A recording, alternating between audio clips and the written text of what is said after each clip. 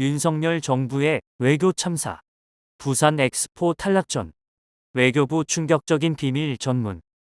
윤석열 정권의 집권 2년 성적은 참담합니다. 나라 안팎에서 모두 낙제점입니다. 윤 정권이 내 외정에서 거둔 3대 참패가 모든 걸 말해줍니다.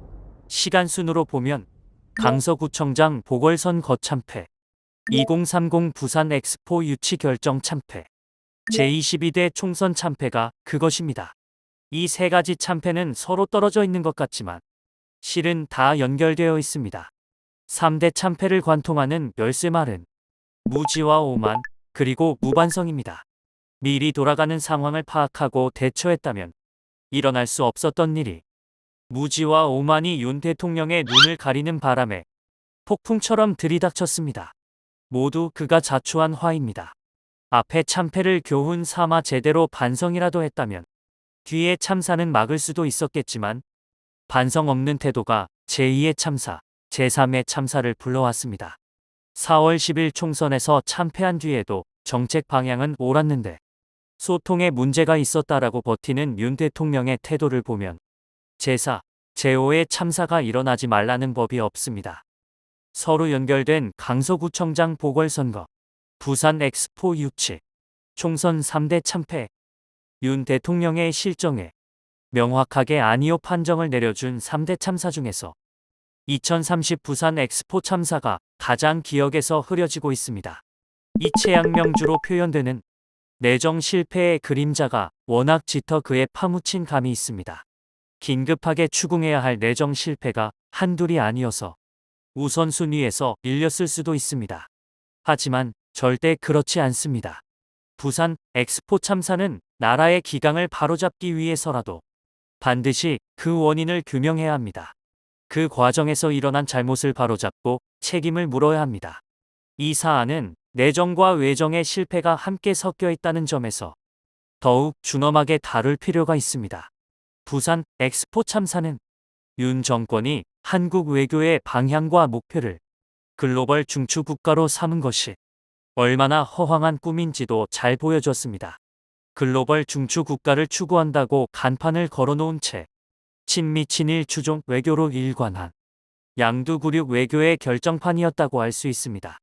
29대 119라는 당시 표결 결과는 심리적 G7 또는 G7 플러스를 운운하다가 올해 6월 이탈리아에서 열리는 G7 정상회의에 초청도 받지 못한 윤 정권의 허장성세 외교의 민낯을 미리 까발려준 선행 지표였습니다.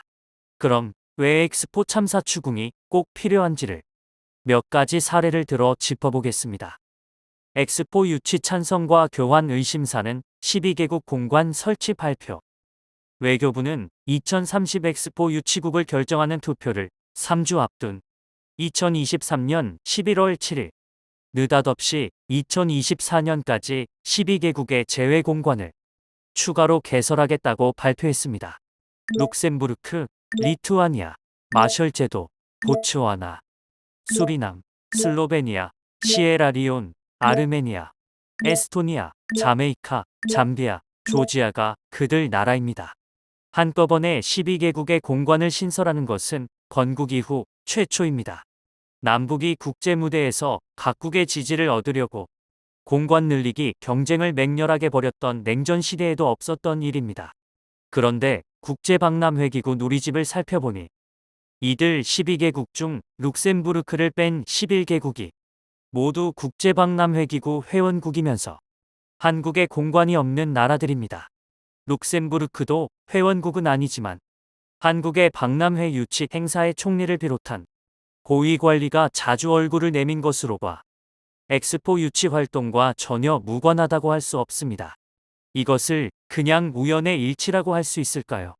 공관 설치 약속을 미끼로 부산에 찬성표를 던져달라고 물밑 거래를 했다면 보통 일이 아닙니다. 국제적으로는 매수 행위이고 국내적으로는 국고의 낭비입니다. 공관 하나를 추가로 설치하고 운영하려면 공관과 공관장 관저, 직원 인건비를 포함해 아무리 작은 공관이라도 한 해에 수십억 원은 좋게 들어갑니다. 지금도 외교부는 세계 곳곳에 모두 188개 공관을 유지 운영하고 있습니다. 차제에 12개를 더 늘려 200개를 채워 공관수 분야 금메달을 딸 요량인 줄 모르겠지만 지금도 적은 인원의 많은 공관을 운영하느라 질 높은 외교를 할 수 없다는 불만이 내부에서 터져나오는 실정입니다. 충격의 막판 비밀 전문. 2차에서 뒤집을 수 있다. 또 외교부는 엑스포 유치 결정 일주일 정도를 앞두고는 국제박람회기구 회원국 공관장들에게 투표 때까지 교섭에 활용하라면서 부산 세계박람회 판세 메시지 송부라는 제목의 비밀 전문을 보냈습니다. 공관장에게 마지막까지 유치에 힘을 쓰라고 독려하는 것이야 무슨 문제겠습니까마는 그 내용이 잠옷 충격적입니다. 본부의 판세 분석에 따르면 사우디가 120표 이상을 얻는 것은 절대 불가능하고 1차 투표에서 약간의 표차가 있을 수 있으나 한국이 2차 투표에서 이를 만회하고도 남을 표를 확보하고 있다라는 내용입니다. 특히 대다수 국가도 2차 투표에서 유치국이 결정된다고 보고 있고 1차 투표에서 사우디를 지지했던 나라들도 2차에서는 태도를 바꿔 한국을 지지하기로 했다고 전했습니다. 투표 결과가 보여줬듯이 모두 거짓된 내용입니다. 외교부가 정말 이런 판세를 믿었다면 정보 수집 및 판단력이 제로였다는 걸 확인해 주는 것입니다. 이런 판세가 거짓임을 알고도 비밀 전문을 공관장에게 발송했다면 더 문제입니다. 한국 외교의 최일선에서 일하고 있는 공관장을 바보로 만든 처사니까요. 이 전문은 제외 공관장, 외교부 본부의 장관, 1차관, 2차관, 경제조정관, 차관보 등 주요 간부뿐 아니라 대통령실의 미래전략관실과 국가안보실까지 공유됐습니다. 이제까지는 외교부는 실상을 알고 있었으나 대통령실의 벽에 막혀 제대로 보고하지 못했다고 하는 것이 정설처럼 돼 있었지만 이 전문은 외교부도 한 배에 타고 있었다는 걸 말해줍니다. 물론 외교부 자체 판세 분석은 달랐는데 대통령실에서 내려온 모종의 압력에 굴복해 이런 거짓 내용의 전문을 보냈을 수도 있습니다. 그렇다면 더욱더 진상을 파헤쳐야겠지요. 대통령실과 외교부의 외교 실정, 국회가 바로잡아야 3대 참사 중에서 윤 대통령이 직접 국민 앞에 나와 사과를 한 것은 부산 엑스포 참사가 유일합니다. 윤 대통령은 유치 실패가 결정된 당일 긴급 기자회견을 열어 부산 시민뿐 아니라 우리 전 국민의 열망을 담아 민관 합동으로 범정부적으로 2030년 부산 엑스포 유치를 추진했지만 실패했다라면서 이 모든 것은 전부 저의 부족이라고 고개를 숙였습니다. 이상한 건 윤 대통령이 이례적인 사과에도 불구하고 후속 문체 긴사가 없었다는 점입니다. 최상병 사망 수사 사건에 연루된 사람들이 전부 승진 또는 우대를 받았듯이 부산 엑스포 참사의 주역들도 모두 후대를 받았습니다. 외교수장이었던 박진 외교부 장관은 총선에서 서대문을 후보로 단수 공천됐고 외교부 안에서 실무 책임을 맡았던 오영주 제2차관은 중소벤처기업부 장관으로 승진 발탁됐습니다. 대통령실에서 호가호위하며 부산 엑스포 유치를 총지휘했던 장성민 미래전략기획관도 문책은커녕 총선에서 안산갑 후보로 전략 공천됐습니다. 엑스포 유치 활동을 한답시고 총리 역사상 가장 빈번하게 해외 순방 놀이를 즐겼던 한덕수 총리도 총선 패배 뒤 사임 의사를 밝혔지만 굳건하게 자리를 지키고 있습니다. 대통령이 사과했는데도 실무자들이 아무도 책임지지 않는 것은 대통령실과 실무자들의 생각이 똑같았다는 건 말고는 설명하기 어렵습니다.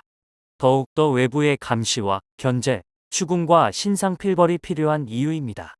제22대 총선은 윤석열 정권의 내정뿐 아니라 외정도 준엄하게 심판했습니다. 이런 결과에 따라 탄생할 새 국회는 방향을 잘못 잡은 채 헤매고 있는 한국 외교를 바로잡을 책임도 지고 있습니다. 청문회를 하든 국정조사를 하든 더욱 강한 다른 무엇을 하든 그를 위한 첫걸음은 부산 엑스포 참사의 원인과 과정을 파헤치고 따져 묻는 것에서부터 시작해야 한다고 저는 생각합니다.